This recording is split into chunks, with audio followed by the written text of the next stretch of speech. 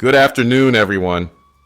You're tuned into VoiceCast, your voice in the heartland, where the skies are clear and the roads are open. Or so they say. It's 12:04 p.m., and I hope you've got your windows down, because we're looking at a warm one today. Highs reaching 92, no storms in sight, and just enough breeze to keep the cornfields whispering. Let's run through the headlines before we hit the call lines. Out west, wildfires are still dancing along the foothills, and here at home, traffic's backing up on the county connector, thanks to a semi with a blown tire. Standard day, right? You've heard it all before, but I'll admit, something caught my eye a minute ago, just outside the studio window. The sky's got this tint to it. Not a storm cloud, not haze, but something else. Probably nothing, but if you're seeing the same thing, dial in. Let's keep each other company. We'll get to your calls after the break. Stay tuned. Back in 60 seconds. Okay, looks like we're staying live. Our first caller's already holding. Says there's something strange happening north of town. We'll take that after this. Whatever it is, we're finding out together. All right, we're back. Line 1. You're live on VoiceCast. What are you seeing out there? It's the sky. I don't know how to describe it. There's this glow, like sunset, but wrong. Bright, even at noon. And it's moving. Hold tight. What do you mean moving? It's crawling across the sky like oil slicking on water. Everything underneath it looks warped. We're going to loop in our weather desk on this. Stand by. Okay, official report says no solar flares today, no known atmospheric disturbances. Could be heat haze, maybe an inversion layer trapping dust. But if you're seeing it, you're not alone. 3 more calls just came in, all reporting the same thing from different counties. If you're out there, if your sky looks wrong, call us, describe it, document it, because if the sky itself is changing, we need each other to figure out why. Hold the line. This isn't weather anymore. All right, line 2, you're live. Go ahead. Can you hear that? It's the roof. It's hot. Not just the sun. It's like something's pushing heat down onto the house. I can hear the shingles crackling. Okay. Where are you calling from? Northfield, just off Route 7. I stepped outside and it's like standing under a blowtorch. The air's vibrating. We've got another caller holding from 3 counties over. Same story. Ground heating from above, not below. Not pavement heat, sky heat. The grass is curling up, leaves shriveling in seconds, and the animals, they're running in circles like they're trying to escape something above them. Okay. Hold tight. Everyone, stay on the line. This isn't just local. We're now getting reports from 5 states. A burning glow, heat falling instead of rising. This isn't weather. This isn't normal. And whatever's happening, it's happening right now while we're live.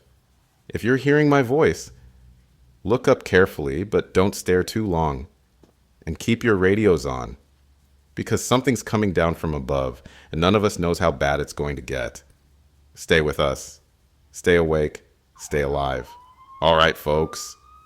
While those reports keep piling in, we've got Dr. Mark Callahan on the line from the Regional Weather Center. Mark, can you hear me? Yeah, loud and clear. Listen, this is nothing to panic over. We're seeing a mild solar flare event, completely normal. It can mess with comms, even change how the sky looks in certain areas. No need for alarm. Appreciate the science lesson, Doc, but I've got 10 callers on hold right now saying the sky's raining heat and the ground is smoking under clear skies. Does a mild solar flare cook fields alive? That's not possible. Not at this level. That's what I thought. Thanks, Mark. Stay close. We might need you again if the sky doesn't cook us first. All right, listeners, if you're still seeing the glow, if the heat's still pushing down instead of rising, call me now. Something's wrong, and science just ran out of answers. Line 4, you're live. Go ahead. They're falling. Oh, God. They're falling right out of the sky. Slow down. Who's falling? The birds, hundreds of them. They're not flying into anything. They just drop. Wings stretched out like they're trying to catch themselves, but they don't. Where are you?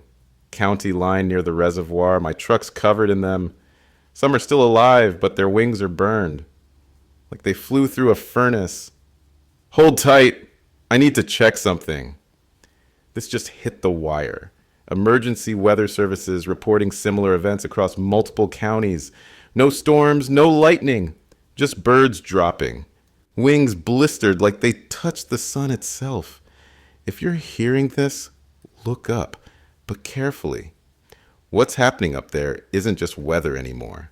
And if the sky burns birds alive, what's it gonna do to us? Hang on, something's wrong with the feed. Signal's breaking up again. If you can hear me, stay tuned.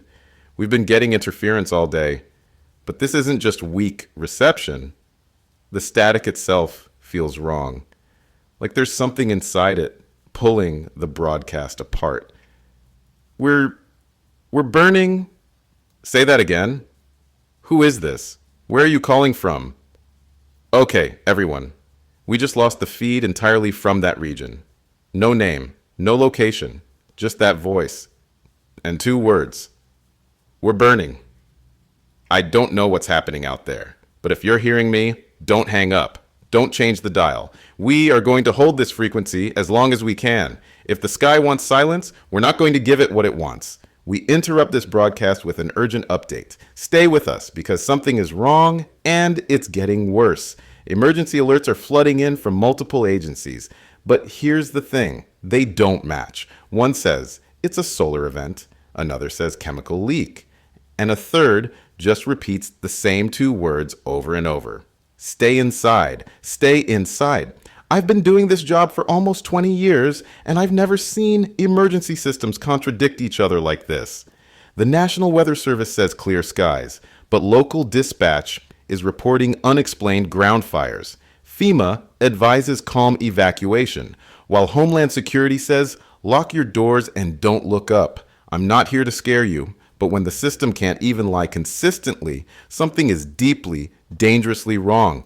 If you can hear my voice, don't rely on official channels right now. What you see outside your own window matters more than what they're telling you. And if you've got something to report, this station is staying live. We're your lifeline now. Hold the line. We're opening the phones. If you're out there, call now. Tell us what you see. Phone lines are lit like Christmas in hell right now. First up, line 2. You're live. What are you seeing?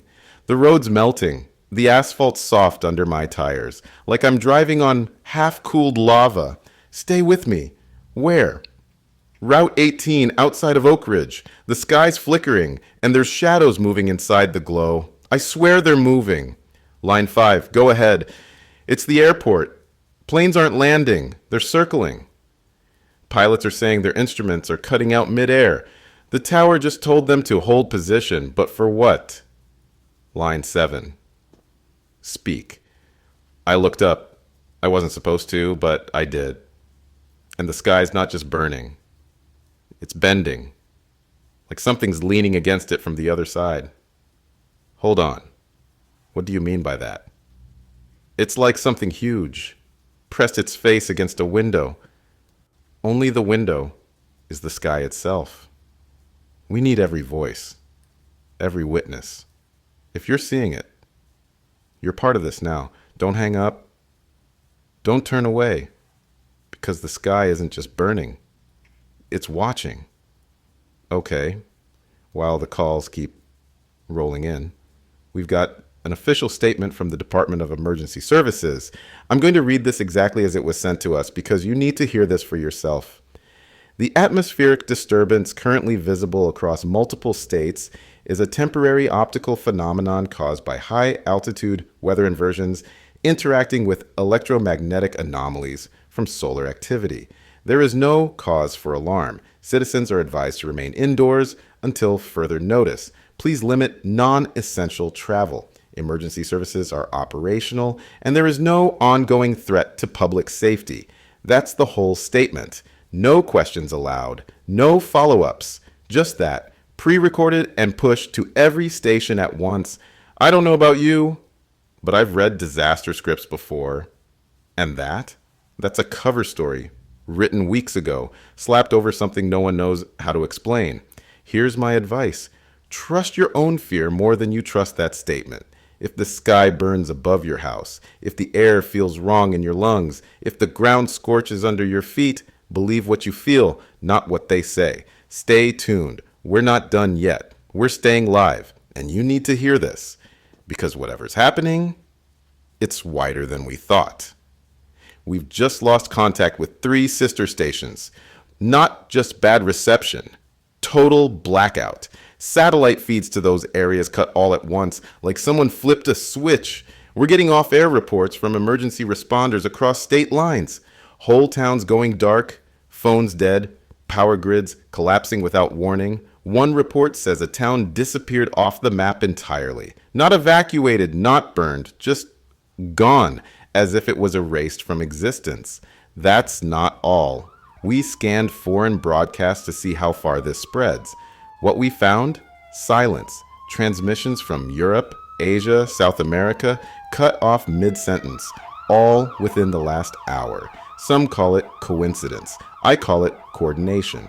Somebody, or something, doesn't want us comparing notes. We're not fear-mongering. We're fact-checking in real time, and every fact we check makes less sense than the last. This isn't a disaster with an epicenter. This is a disaster with a mind, and it's moving faster than we can report. If you're hearing me, write down the names of your neighbors. Write down the name of your town, because at this rate, you might wake up tomorrow and wonder if any of it ever existed. Stay with me. There's someone on the ground right now in one of these towns, and they're calling in live. We've got Miranda Quinn, field reporter for County Newswire, live in Tremont Square. Miranda, you're on the air. What are you seeing? It's the sky. It's not just glowing anymore. It's splitting open. Splitting how? What do you mean? Like glass under pressure, fracturing outward in every direction. But there's something underneath the cracks. It's moving. What's moving, Miranda? I don't know if it's light or liquid or something else. It's dripping down from the cracks.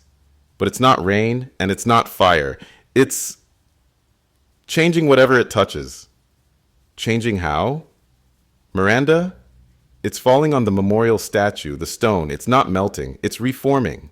The shape's wrong now. It doesn't look like the statue anymore. It looks like it's breathing. Miranda, get inside. Find cover. What's happening now? Oh, God! The cracks! They're getting wider. Something's coming through.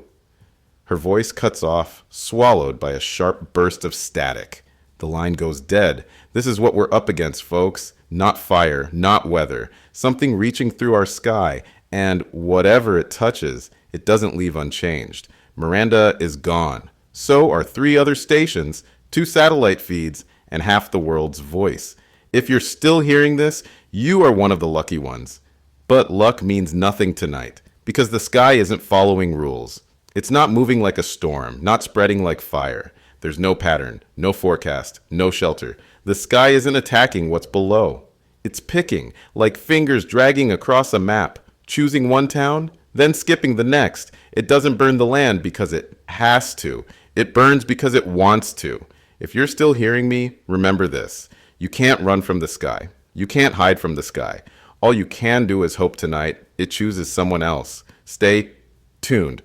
If we're still here, you'll know. If we're not, you'll understand why. If you're still listening, you're not alone. That's all we have left to say, isn't it? The roads are gone. The power grid is folding like wet paper. Phones only work when they feel like it. And the sky outside, you already know what the sky looks like. But this signal, this voice cutting through the static, this is all we have left to hold on to. Every night, more towns go dark. More broadcasts disappear mid-sentence. But you're still here. And so am I. Some of you are scanning the dial constantly, like maybe there's another station out there with better news. There isn't. But I understand why you do it. It's not about finding answers. It's about finding proof that someone else exists. Proof that you're not the only one hearing this hum, this low vibration under every word we speak. We've had people call in just to breathe into the line. No words, just proof of life. We'll take it. A breath means you're still here. A breath means the sky hasn't chosen you yet. So if you're out there, if you're holding a radio like your life depends on it, just know we're holding on too. This is our lifeline. Not because it gives us answers, but because it proves we're not just talking to the sky itself. Not yet. There's a new phrase spreading among what's left of the medical community. They're calling it sky sickness.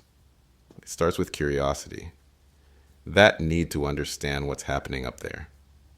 People stare too long, trying to make sense of the glow, the ripples, the shadows that don't belong.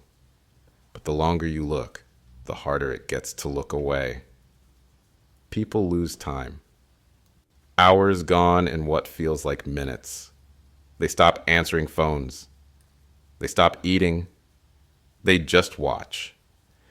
And then the hallucinations start. The sky talks back, not with words, but with patterns in the glow, shapes no one else can see, unless they've been staring too.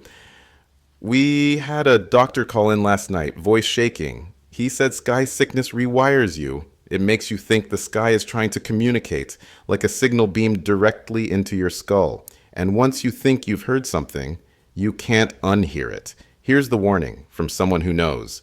Don't look for too long. Don't try to find meaning in the glow, because the sky doesn't want to be understood. It wants to own you. And if you hear it whisper, even once, you'll never know for sure if the voice inside your head belongs to you anymore. We've been getting voicemails. Not the usual desperate pleas for information or cries for help. These are different. People sitting alone in their homes. No power, no neighbors left. Just a radio and their own voices. Some of them recorded themselves, not to send a message, but just to have proof they were still sane. We're going to play you a few. Not because they're answers, but because they're what's left of people who tried to understand the frequencies when they should have just turned the radio off. Caller 1, a shaking voice, barely above a whisper. I hear something between the stations, not music, not words. It's like the radio is breathing. When I turn the dial just right, it breathes with me. Caller 2, a man crying softly.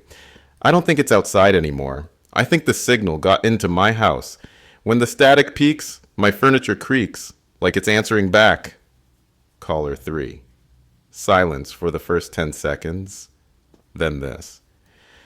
The radio knows when I sleep. When I close my eyes, the static hum matches my heartbeat. I can't prove it, but I know. It knows me now. We didn't air these before because what do you even say to that? But now it feels like the only thing that makes sense. If you sit alone long enough with nothing but this voice, what's stopping your mind from filling the silence with something else? Keep your radios close, but keep your mind your own. If you start hearing something between the words, something that wasn't meant for you, turn it off. Because if the sky doesn't take you, the signal will. We've been live for, what now? 36 hours? 40? I've stopped counting. What matters is we're still here, even if we're not the only ones on this frequency anymore. Some of you may have noticed gaps in the feed, dead air when we should have been speaking. That's not technical trouble. That's hosts breaking down. Some of the people sitting behind these microphones, veterans who've weathered hurricanes, wars, riots, are starting to crack apart live on air. One host in Georgia dropped his headset mid-broadcast and walked out. No sign-off, no explanation. Just stood up and left. Door swinging behind him. Signal still open. Another, out of Arkansas, turned her entire morning show into a religious sermon, live reading passages that don't exist in any known Bible. She claimed the sky gave them to her directly. Her co-host tried to cut the feed, but, well, he's gone too. This isn't stress. This isn't exhaustion. This is contact. Something happens when you talk too long into the burning sky. Like the frequency itself starts talking back. We're trained to fill silence, right? Dead air is death for radio. But lately it feels like the silence wants us, and the more we resist, the more the broadcast bends under the weight of something we can't explain. If we ever go silent, even for a minute, don't assume we left. Assume something came for us. I need to tell you something, and I need you to believe me. The static? It's not just static anymore. Listeners have been calling in, leaving voicemails we can't play back because they're too disturbing. They swear they hear voices inside the noise, faint, distant, but unmistakably human screams, buried in the hiss and crackle. At first, we thought it was crossed signals, maybe old emergency broadcast bleeding through. But it's not. These aren't archive clips. These are live voices screaming from places that shouldn't exist. And it's not just here. We've compared notes with stations in 7 other countries, and they're all hearing the same thing. Human screams riding the static, like the sky itself is amplifying every soul it's taken and sending them back to us. If you're still scanning the dial, trying to find a voice clearer than mine, let me warn you now. The clearer the signal, the louder the screams. Here's what scares me the most. The static used to be random, just interference, background noise. But now, it's responding. When we ask questions live on air, the static shifts, almost like it's answering back in tones we can't quite decode. Once, after a long pause, one of our hosts whispered, "Is anyone there?" The static dropped away for exactly 3 seconds, then returned, louder than before. Like something held its breath just to let us know it heard. We can't prove any of this.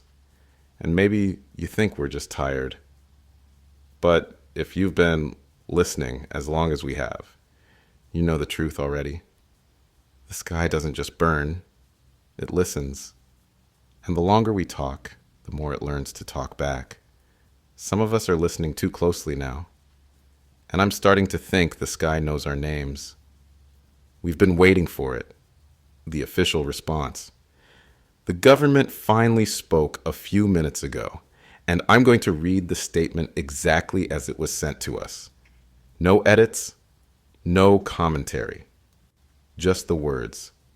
The atmospheric anomaly currently affecting multiple regions is the result of combined meteorological and electromagnetic disturbances caused by recent solar activity. Federal response teams are monitoring the situation closely. Citizens are advised to remain indoors, avoid unnecessary travel, and follow updates through approved emergency broadcasts. Please stay calm and await further information. That's all they gave us. Nothing specific. No real answers. Just a neatly packaged pre-written reassurance script.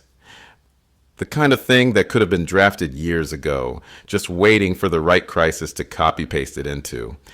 There's nothing in here about the burning sky, the heat pouring down from above, the radio interference, or the towns that vanished into silence. It's almost like they're reading from a different disaster entirely, as if they were prepared for something else. And they're just hoping we won't notice the difference. But we notice. We're living in this. And when the people in charge pretend they know what's happening, when it's clear they don't, that's when the fear gets sharp. Because if they're lying to us this early, it means the truth is something no one wants to say out loud. Hold on. We tried to get a government scientist to explain this live. That's not going well. We've been reaching out to every meteorologist, physicist, and atmospheric scientist on our contact list. Usually, in a disaster like this, experts are fighting for airtime, desperate to explain, to be the first to decode the chaos. Not this time. Every call we make gets routed to voicemail, or some generic government liaison. Who tells us they're unavailable due to safety protocols? And the strangest part, some of the names we're trying to reach, people we've interviewed before, no longer exist. Their contact files are gone, their university profiles wiped clean, as if they were never employed at all. One climatologist who picked up told us quietly, off air, "I can't talk about the sky. Not now, not ever." And then he hung up. This isn't caution. This isn't science taking time to gather data. This is erasure. Experts who knew too much, or maybe said too much before today ever happened, are being scrubbed out in real time. Whatever this is, it's bigger than the storm itself. The silence from the people who should know the answers? That silence weighs more than any government statement ever could. And now they've sent us a direct order. This one's not advice. It's a command. The emergency alert just came through. Not from the station feed, but from the federal emergency line, overriding everything. Here's what it says. Effective immediately. All citizens are ordered to remain indoors. Cover all windows with heavy material. Avoid looking directly at the sky under any circumstances. Emergency response teams will issue further instructions when safe. No explanation, no science, just that. Cover your windows, stay inside, don't look up. We don't know what happens if you do. But here's the part that makes my skin crawl. This order wasn't written today. The file name on the transmission? It's dated over 12 years ago. This was planned, not the disaster, the reaction. Somewhere, deep in the federal disaster playbook, they had a file ready for a sky that shouldn't be seen. They knew there might come a day where the air itself turns against us. And the only advice they'd have left is hide and hope it doesn't find you. But here's the truth they won't say. Hiding won't save you if the sky already knows you're here. Some of you have already seen it. Too long, too close. Some of you can still feel it, even through the walls. And if you've looked up, if you've seen whatever's moving inside that glow, you already know. The sky doesn't need to see you anymore. It remembers. We've just received something we weren't meant to see. Anonymous sources, people who work inside the system, have leaked classified documents directly to this station. We're reading through them live. And what they show, it's not just disturbing, it's predictive. Decades ago, under the codename Project Sepulcher, the government ran atmospheric tests. The records describe attempts to stimulate upper atmospheric ignition, deliberately superheating sections of the sky to test how the ionosphere would react. The goal? Weaponizing the sky itself. They called it a containment deterrent, a way to seal off airspace during wartime, turning the atmosphere into a wall of fire no missile could penetrate. But the experiments went wrong. The burn spread faster than predicted, and something else happened. The sky started to hum. The scientists recorded frequencies they couldn't trace, signals emerging from inside the burn itself. The project was shut down, the results buried, and the official record called it a failed weather modification program. But now it's happening again. Only this time, the burn isn't stopping. Here's the part that turns my stomach. The final recommendation, signed off by a panel of military scientists, was simple. If the sky ever ignites on its own, do not intervene. Do not attempt to extinguish, evacuate, and deny. They knew the sky could wake up, and all they ever planned to do was cover it up and walk away. While we're sitting here decoding leaks, something else is happening across the dial. The pirate broadcasters are back, the ones the government couldn't control. The ones who've spent years broadcasting from basements, vans, and boats, chasing every conspiracy they could get their hands on. But tonight, they're all saying the same thing. This isn't a natural disaster. It's a trigger event. They're reading redacted research papers on air, files ripped straight from Project Sepulcher. One of them, Station Zero out of Kansas, claims to have a whistleblower on the line. Someone who says the ignition wasn't accidental. They're saying the government didn't lose control of the atmosphere. They pushed it too far on purpose, testing if the sky would still respond the way it did all those years ago. Official broadcasts are calling them fearmongers, saying they're spreading panic for attention. But here's the thing. Every single official frequency has started mirroring their language. Terms like atmospheric memory and frequency feedback loops, phrases they dismissed as nonsense a week ago, are now in emergency briefings. Are the pirates right? Or are they guessing just close enough to the truth that it doesn't matter anymore? Either way, they're getting too close to something because they're starting to go silent. I want you to scan the dial right now. Go ahead. Do it. You'll hear static where there used to be voices. One by one, the rogue stations are vanishing, cut off mid-broadcast, their feed swallowed by blank noise and feedback loops. This isn't normal interference. This is targeted, coordinated, a military-grade jamming operation, the kind they only use in war zones to suppress enemy communication. Except tonight, the enemy is us. One station out of Texas managed to broadcast a final message before going under. They said, "We're not being silenced because we're wrong. We're being silenced because we're too close." Then the feed cut, and the silence that replaced it wasn't empty. The listeners who were tuned in at that moment reported a new signal hiding under the static. No words, just a slow, rhythmic pulse, almost like a heartbeat, only too slow to be human. Is the government erasing the truth? Or are they fighting something else? Something using our own frequencies to speak through the sky? We don't know. But here's what I do know. When the official channels and the pirate broadcasts both go quiet, the only voice you'll have left is your own. Hold on to your radios.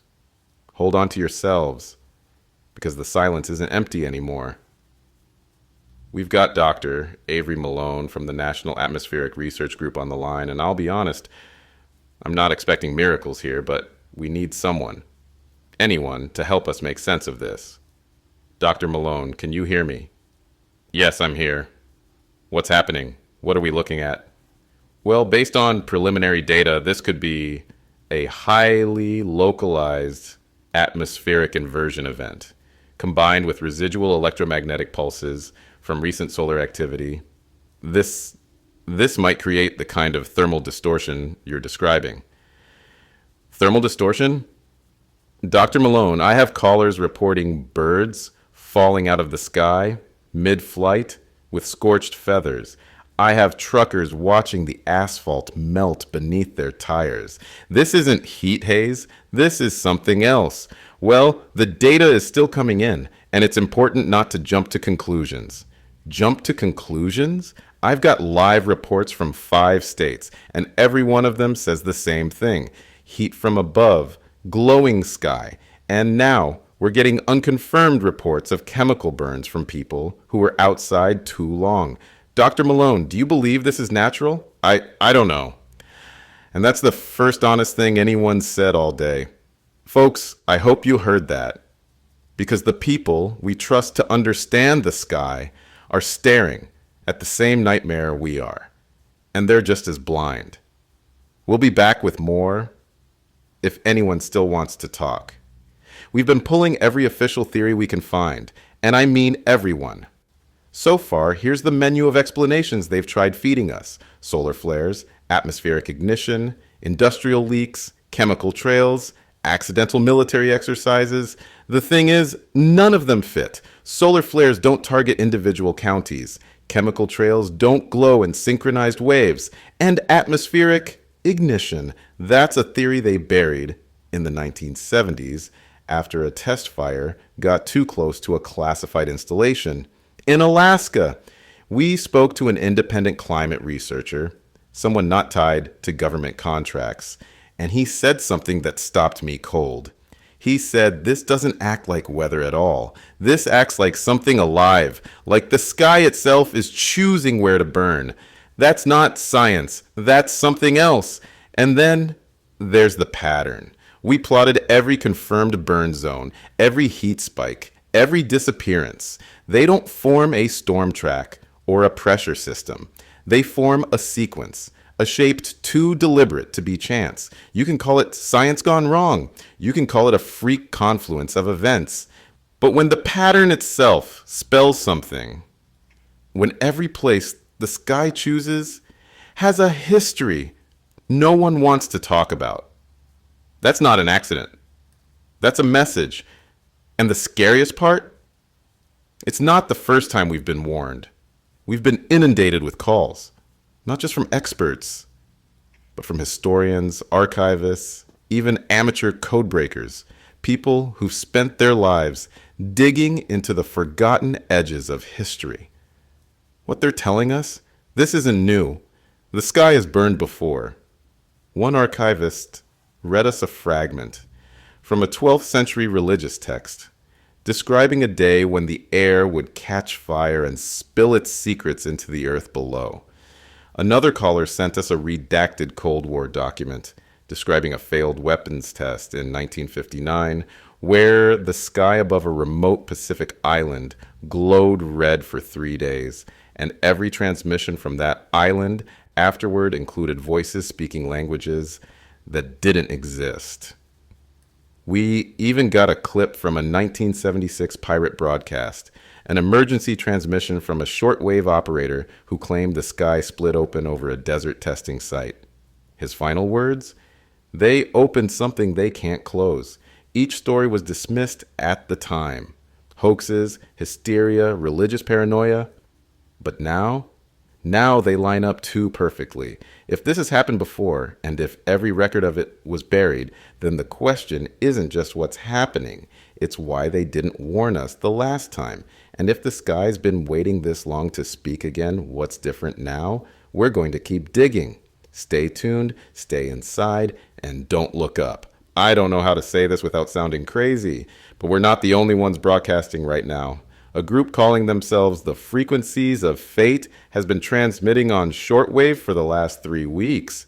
We dismissed them at first. Another group of fringe psychics claiming to hear spirits through the static, the kind of story you laugh off after midnight.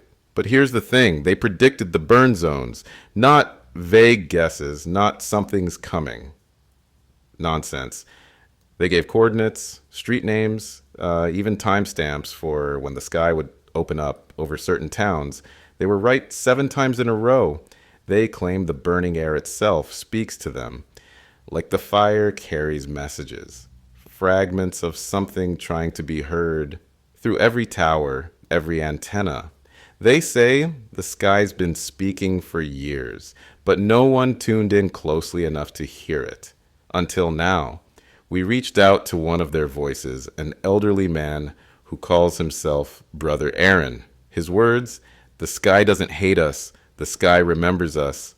I asked what that meant. He said, "Every lie we was told the air, every secret broadcast, every signal we buried under static, the sky remembers them all, and now it's answering back." I hung up after that, but his voice didn't leave my ears. And now I wonder, when the static rises between my words, when the line crackles just a second too long, is the sky listening to me? Stay with me, because we're not done. If you thought the psychics were bad, wait until you hear what's happening on the religious stations. If you're flipping through the dial, you've probably heard it already. Whole frequencies, entire AM bands taken over by religious broadcasts. In some regions, local pastors have seized the airwaves, declaring the event as divine judgment, the sky itself acting as the hand of God, peeling back its skin to show what lies beneath creation. They're reading scripture that doesn't match any known Bible, passages about fire rains and heaven splitting open like torn fabric. One preacher, broadcasting from a station in West Texas, said something that gave me chills. He said, "The sky was always a veil, but the veil was never meant to last forever." Here's the twist. Some of these religious signals aren't coming from churches. One signal out of Kansas? That frequency was registered to a corporate holding firm, tied to a defense contractor who specialized in weather modification tech back in the 90s. Another station, broadcasting out of what's left of Oklahoma, used to be a number station, the kind used for covert military transmissions. So is this faith? Or fear propaganda, or worse, is it both? Even the skeptics, the ones who dismiss fire and brimstone talk, are staying tuned in, hanging on every word. Because the truth is, we all want an explanation, even if that explanation is the wrath of heaven itself. Whatever you believe, one thing's clear. When religious prophecy and military disinformation start using the same frequency, you're not hearing sermons anymore. You're hearing the voice of a system that's either cracking under pressure or preparing us for something they knew was coming. Stay with me. Because speaking of things they knew were coming, we just got a leak. One that proves someone knew exactly where the fire would fall before the rest of us saw the first glow. This is the part that makes me sick. A whistleblower, someone inside a private military contractor, sent us a file dump, internal memos, logistics orders, evacuation schedules. These aren't reactionary evacuations. These were preemptive movements, ordered days before the first skyfire was even reported. Specific towns were cleared quietly, no alarms, no public warnings, just trucks rolling in at night and pulling out families who never knew why they were being moved. One of the memos is dated 6 months ago. It lists several towns. Every single one of them is now under the burn zone. The memo's title? Atmospheric Anomaly Anticipation Protocol. They knew. They knew the sky would do this, and they didn't tell us. Even worse, they only evacuated towns that were directly linked to certain experiments, towns near old research facilities, towns that once hosted classified radar arrays, towns where they tested sky modification technology decades ago. You want to know what that means? It means the burns aren't random. This isn't a storm. It's a consequence. The sky is burning the places where we scarred it first. And the rest of us? We're collateral. If you're hearing this and you're still living in a town with a decommissioned weather station, or you grew up hearing stories about secret tests out in the fields, you need to understand the sky remembers what was done to it. And now it's remembering who lived closest when it happened. We'll keep broadcasting as long as we can. But the next time you wonder why some towns burn and others don't, just ask who built the first towers there. I don't know who did it, but somebody broke into the emergency broadcast system tonight, not to warn us, but to show us what they've been hiding. At exactly 2:13 a.m., a burst of unfiltered data flooded the emergency frequencies, documents, recordings, files labeled top secret, spilling across every open frequency like someone kicked down a locked door. We've spent the last hour trying to piece together what we received, and the truth is, we'll never get through it all. But here's what we already know. This wasn't an accident. The files go back decades. Internal memos from defense contractors, weather modification, projects labeled as ecological stress testing, and orders to scrub entire research teams from the public record. One file, dated October 1983, details a controlled burn of the upper atmosphere, designed to study how the sky itself might retain electromagnetic memory. Memory, not just energy, memory. They didn't just heat the air back then, they imprinted something into it. And now, with the burn zone spreading, it's like the sky is replaying every secret we buried inside it. The hack lasted exactly 7 minutes before the feed was cut. And the silence that followed was the clearest message of all. Someone out there knows the truth can't stay hidden much longer. The sky remembers, and now we do too. Part of the leaked files includes something I wish I could unhear: cockpit recordings from military pilots ordered to fly directly into the burn zones during the first wave of sky fires. We're going to play a fragment now, not to scare you, but because you deserve to know what they saw before they disappeared. This isn't weather. This is something alive. The air twists ahead of me, like it knows I'm coming. Instruments failing, compass spinning. I swear the sky is folding inward. Then there's silence, but only for a moment, because the next sound isn't static. It's a scream. Distorted, metallic, stretched too long to be human, as if the plane itself is screaming back at them. The final words, right before the recording cuts. It's not the atmosphere, it's the skin. We're flying into something's skin. Every pilot sent into the fire that day, none of them came back. No wreckage found, no parachutes, just empty sky and a handful of recordings that sat buried under classified locks until tonight. If you're hearing this and you still believe this is just weather, ask yourself, why would the sky scream? We also found something else in the leak, a trail of patents, quietly filed years before the sky caught fire. These aren't weather satellites or climate research tools. These are atmospheric manipulation devices, blueprints for systems designed to induce localized ignition events in the upper atmosphere. The earliest patent dates back to 1997, filed by a subsidiary of a defense firm that later merged with a private spaceflight contractor. The technology was pitched as aerial deterrent infrastructure, a system capable of turning the sky itself into a boundary layer, separating nations by walls of heat and magnetic disruption. They knew this tech worked. They knew it could ignite the air if pushed too far, and they still built it. The kicker, one of the patent holders, the lead engineer, was relocated to a private research post in one of the first towns to burn. His house was evacuated 2 days before the fire started. They didn't just predict this, they designed it. So, when you hear government officials stumbling over their press releases, acting like this is all a freak solar event, remember, there's a paper trail proving they not only knew this was possible, but they spent billions making sure it could happen. This wasn't an accident of nature, it was a choice. And now the only question left is, who gave the order to turn it on? Stay with me, because if you think this can't get worse, you're wrong. I don't know how to explain this, so I'm just going to play the tape. It came in an unmarked package about an hour ago. No return address, no note, just a tape and a handwritten label. For air, no edits. The voice on the recording belongs to Dr. Edward Klein, a name that showed up in the leaked documents tied to Project Sepiler, one of the lead atmospheric physicists who worked on the original sky ignition experiments. His voice is weak, rasping like every word is being dragged out of him. If you're hearing this, it means I'm gone.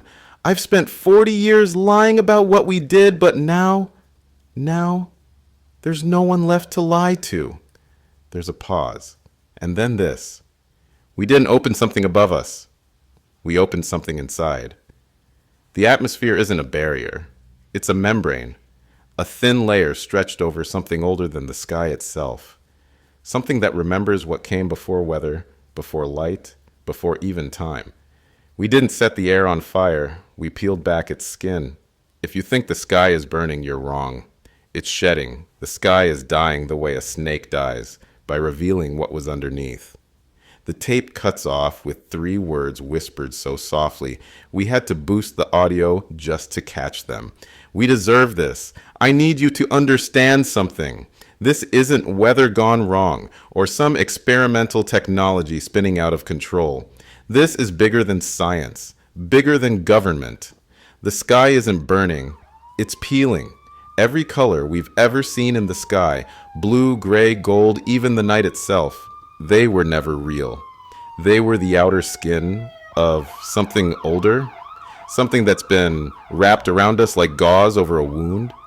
And now that skin is tearing away, showing us what's been underneath since the first breath of air ever touched human lungs.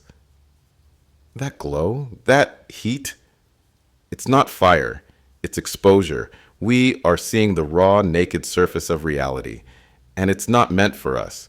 There's a reason every government order told you to cover your windows, to avoid looking up. Not because they were protecting you from something falling, but because they knew if you saw too much, you wouldn't be able to believe in the sky anymore. And once you stop believing in the sky, what happens to everything beneath it? This isn't the end of the world. This is the end of the lie we've been living under. We'll stay on the air as long as we can, but if we go silent, you'll know why. Because when the last layer peels away, when the sky finally remembers its true shape, there may not be anywhere left to broadcast from. If you can still hear me, we're in this together. And if you can't, then the sky has already taken you. If you're hearing this, you might be the last person left on this frequency. We don't know how many of you are still out there, or if anyone's even listening at all. The numbers on our listener tracker haven't changed in hours. For all we know, we're talking to empty air, to static, to the sky itself. But we're still here, still talking because the silence is worse. Every time we stop speaking, we hear it. Not voices, not words, but that low, endless hum, seeping into the studio walls, vibrating in our bones. It's the same hum callers described before they disappeared, the sound that comes when the sky remembers your name. We should stop broadcasting. What's the point, right? If the towers fall, if the stations burn, who's left to care what we said? But stopping would mean admitting it's over. It would mean looking straight at the silence and letting it look back at us. So we keep talking, not because it matters, not because we think we'll save anyone, but because this is what humans do. We talk, we tell stories, we send our voices out into the dark just to prove we were here, even if no one answers, even if the sky itself is the only thing listening now. We used to see headlights on the highway from the studio window, even during storms, even at night. There were always people moving, rushing somewhere like motion itself could keep them safe. Now, there's nothing. No cars, no headlights, no shapes moving in the dark. The only light left is the faint glow leaking down from the sky, and it's the kind of light that doesn't want to be seen. There's no sound either, no engines, no voices, even the birds, gone. The air used to hum with life. Now the only sound is that slow, wet hiss, like the sky itself is melting down over the world, drop by drop, layer by layer. The clouds are doing something they shouldn't be able to do. They're not drifting anymore. They're melting. You can almost see shapes inside them, like something underneath. The weather is finally showing through. We could leave the studio, go out there and try to see it for ourselves. But none of us wants to become part of the silence. As long as we're in here, with the microphone live, we're still part of the story. Step outside, and you become the story. We'll stay on air. As long as the power holds, as long as our voices mean something, because if this really is the end, I'd rather die talking than let the sky have the last word. We've kept the phone lines open, mostly out of habit, not hope. But just now, the phone rang. We didn't expect a voice, not after so many hours of silence. But there she was, a child's whisper, barely audible, crackling through the interference.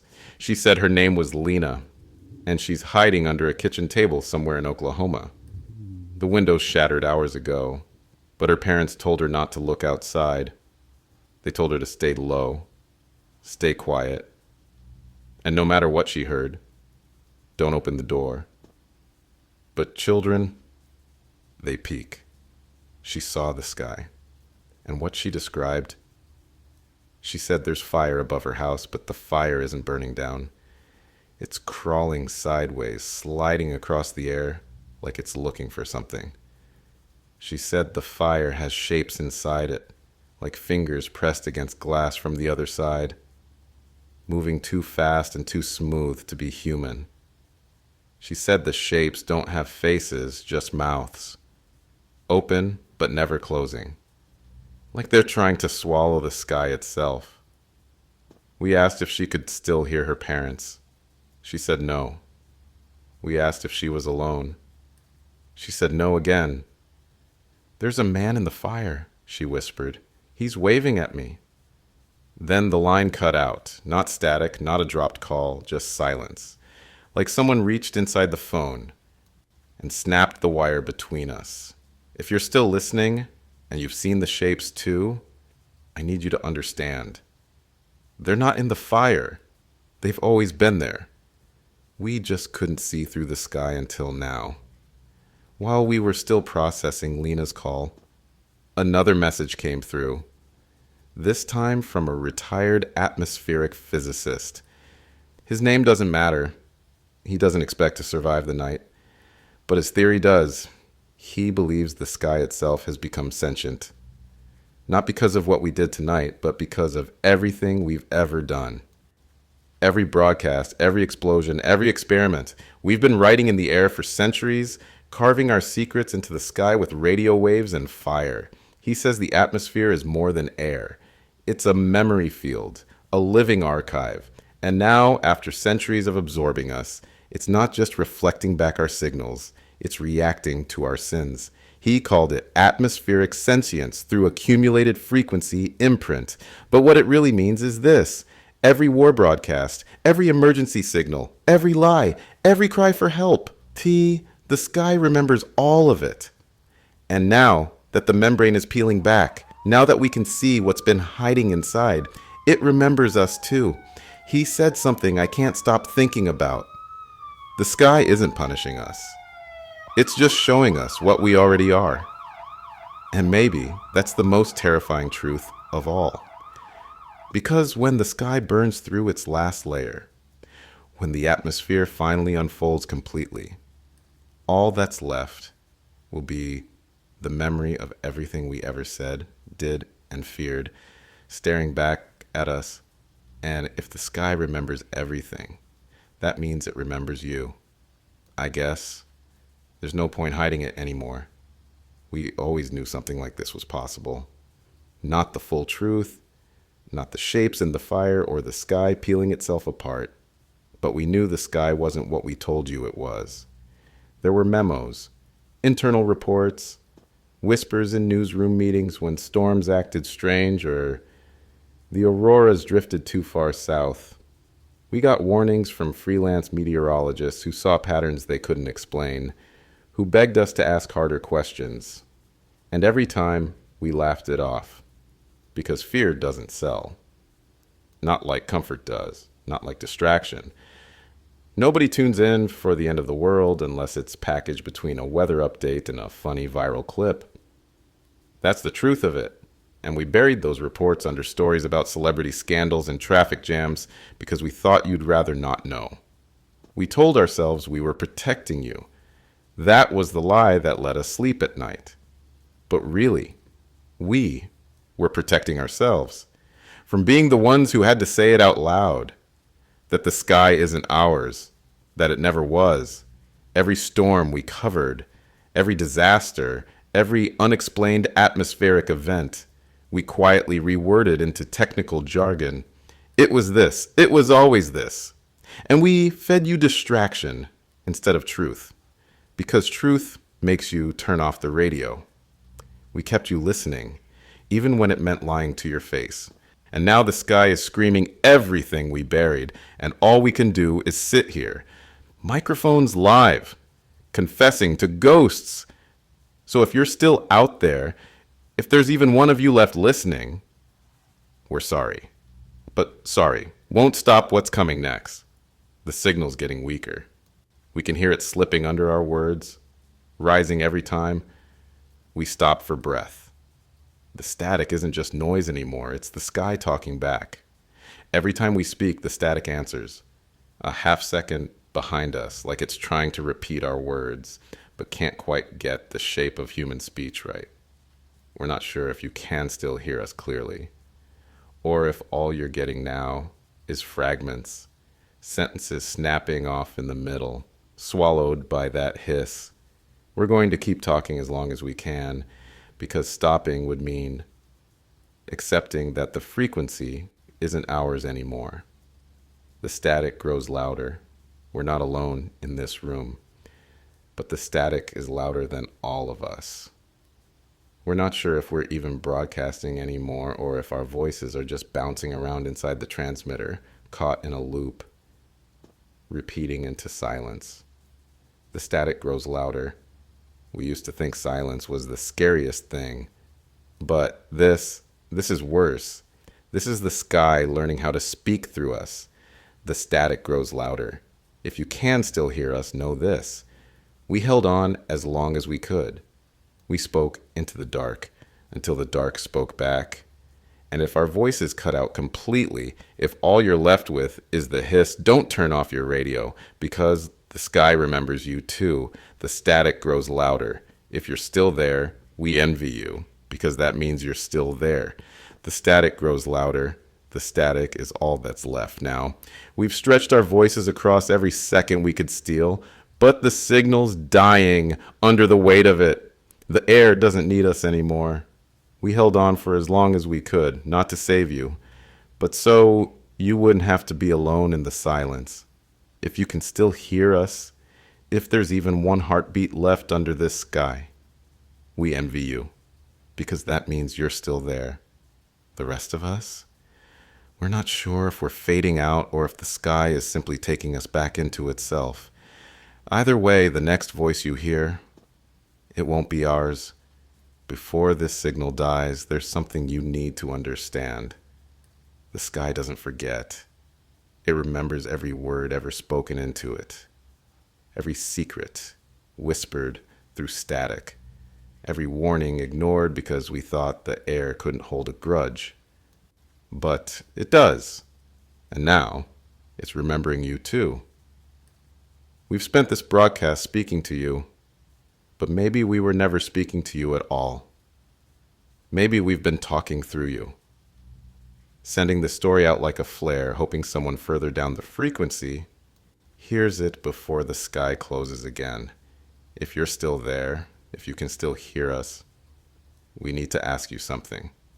Do you think the sky remembers your first word, your first cry, your first lie, your first prayer? And if the sky could answer, would you want to hear what it has to say? Tell us your answer in the comments, because whether you believe it or not, your voice is part of this now. Every word you type, every thought you leave behind. It all rises into the air. Another ripple the sky might choose to remember. If you want more broadcasts like this, if you want more stories that make you question the air around you, subscribe. And before you go, share this broadcast with someone you care about. Because memories, even the terrifying ones, deserve to be shared, not lost. This is VoiceCast, signing off. If we still exist tomorrow, we'll see you then. If not, just listen to the sky.